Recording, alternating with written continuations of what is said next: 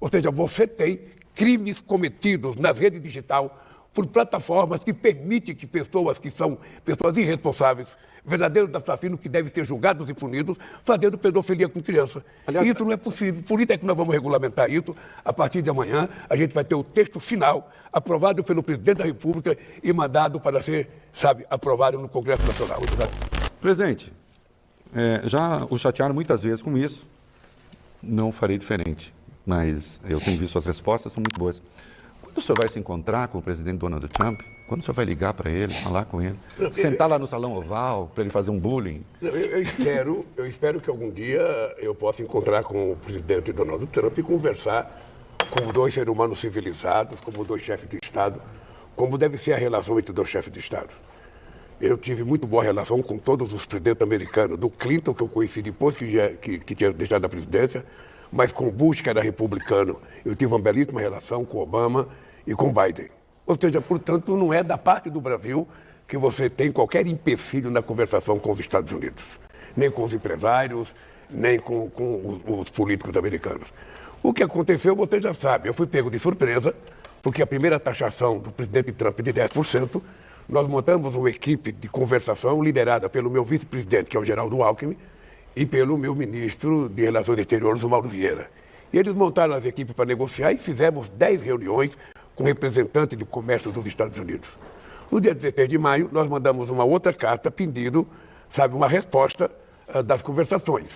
E mandamos também 10 pontos que nós estávamos negociando. Essa resposta não veio.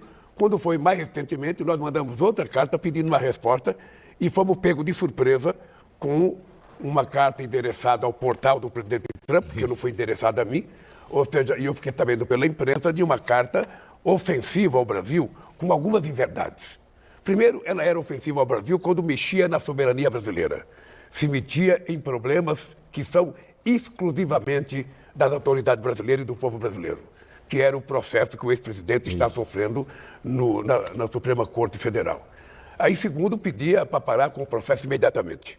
Mal sabia ele que aqui no Brasil a Suprema Corte é independente e foi uma conquista feita pela Constituição de 1988. Exatamente. Na segunda coisa da carta, ele diga que não aceitaria qualquer regulamentação das big techs americanas, das empresas de plataforma. E nós vamos regulamentar. Porque é preciso regulamentar, porque é preciso criar um mínimo de comportamento, um mínimo de procedimento no funcionamento de uma rede digital que fala com crianças, que fala com adultos, que fala com velhos, e que muitas vezes ninguém assume a responsabilidade pelo conteúdo. É importante lembrar que aqui no Brasil, no mês de junho, a Suprema Corte votou uma decisão em que as empresas das plataformas são responsáveis pelo conteúdo. Portanto, se tiver alguma coisa grave, é ela que assume a responsabilidade. E nós estamos regulamentando. E qual é a novidade? A novidade é que isso já está há 2 meses na Casa Civil, discutindo com vários ministros, porque tem divergência, E essas coisas amanhã, às 3 horas da tarde, estará na minha mesa para dirimir as divergências existentes entre os ministros e mandar isso para o Congresso Nacional para ser regulamentado. Sobre a regulamentação das uma proposta de regulamentação. Veja, é preciso que a gente... O que é que tem lá que... Deixa eu lhe falar uma coisa. O que não dá para abrir mão é você não garantir tranquilidade às crianças e adolescentes nesse país, que podem ser vítimas de bullying, de ataques, de pedofilia, como nós vemos na denúncia do rapaz. Agora, é importante lembrar, o Reinaldo, que quando eu voltei da China, a Janja foi vítima de críticas porque ela tinha conversado com o Xi Jinping. Isso. E você sabe qual foi o assunto que a Janja conversou com o Xi Jinping sobre o TikTok? É que eu estava discutindo com ele a necessidade de que alguém do TikTok viesse ao Brasil conversar conosco.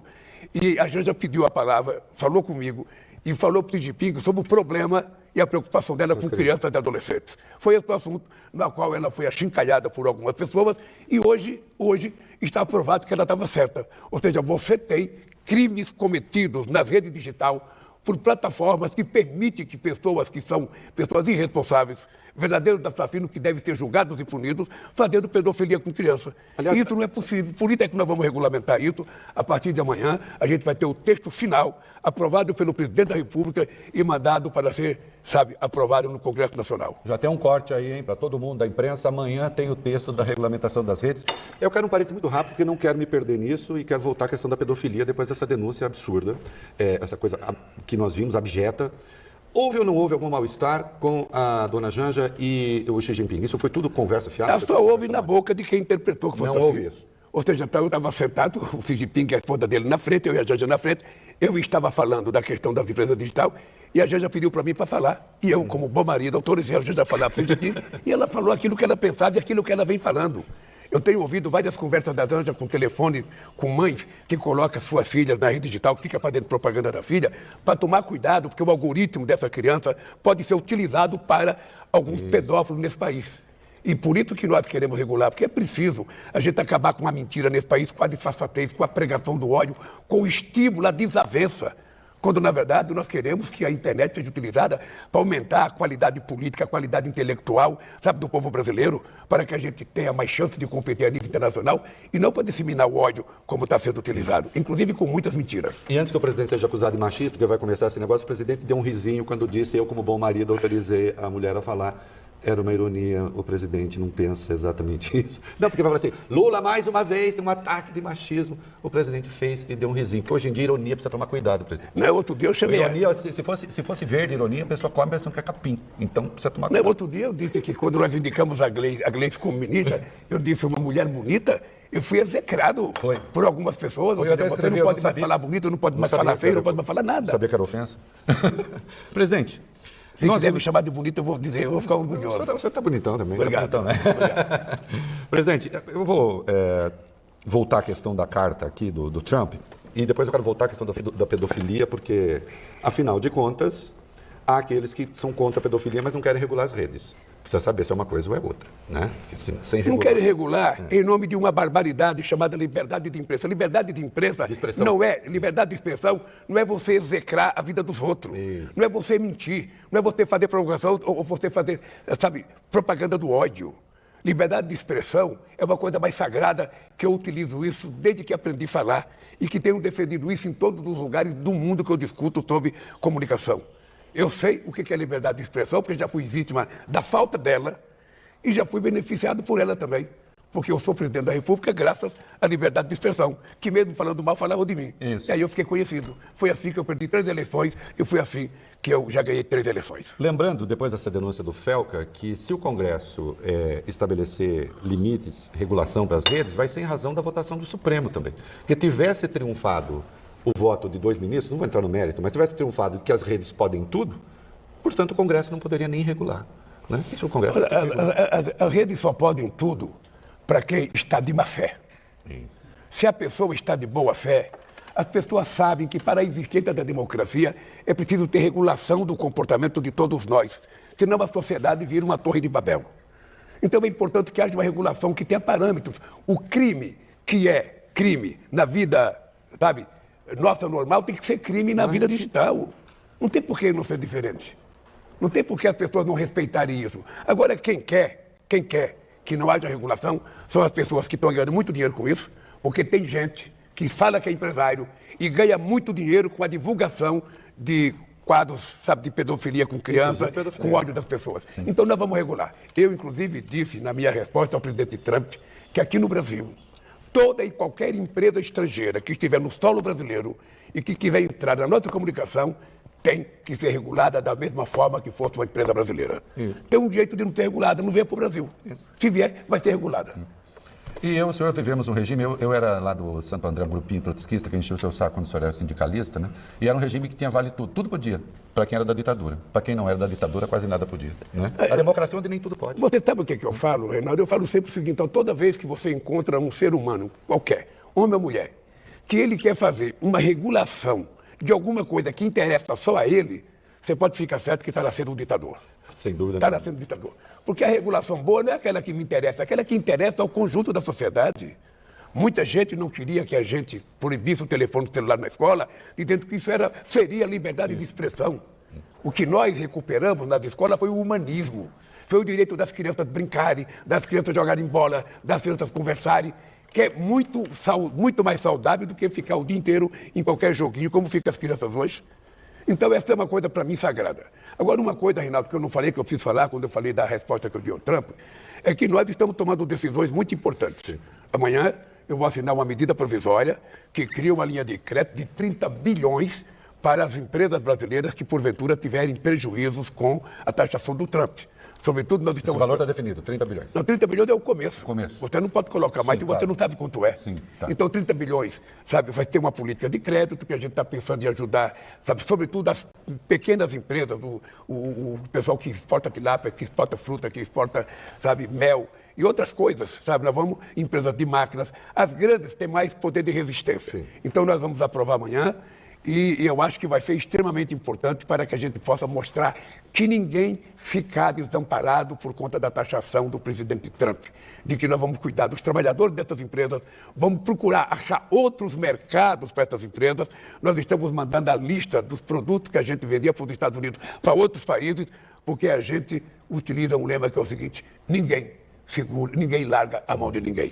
Então, se eu estou entendendo, vai ter uma linha de crédito para as empresas. Isso vai estar atrelado à preservação de empregos. Vamos garantir isso, sabe? A não ser que essa empresa não tenha para exportar para mais ninguém, essa empresa não vai poder mais existir. E procura de novos mercados. Novo mercado. Esse, digamos, é o tripé. E aí eu tenho um papel importante que eu quero ajudar. Tá. Eu quero ajudar. Eu quero tentar ver todas as relações que eu tenho com todos os países, saber o que a gente compra, o que a gente venda, porque nós precisamos ajudar os empresários a abrirem novos mercados e também incentivar os empresários a brigar pelos mercados. Isso. Não dá para dar de barata a taxação do Trump. Tem lei nos Estados Unidos que eles podem abrir processo, eles podem brigar lá.